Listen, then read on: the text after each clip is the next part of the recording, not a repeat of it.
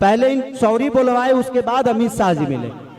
तो देखिए, मैं थूक के चाटने वाला आदमों से नहीं हूं। मैं अपने जीवन में खेसारी लाल यादव तुम नहीं सुधरोगे।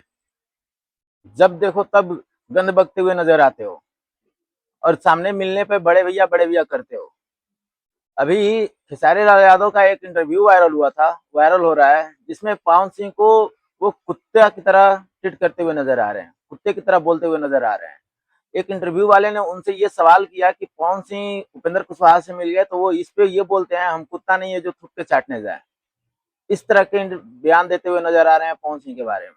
और खुद को बोलते हैं कि हम विवाद नहीं करते हैं, हम भोजपुरी को एक करके लेकर चलना चाहते हैं। अरे ये मतलब थोड़ा तो शर्म करो। आप भोजपुरी के एक बड़े धरोहर हो, जिसमें मतलब कि अगर भोजपुरी के बड़े सुपरस्टारों की बात करें तो उसमें आपका नाम भी एक आता है। अगर उस स्थिति में आप इस तरह के बयान देंगे तो आप किस तरह के स्टार बने?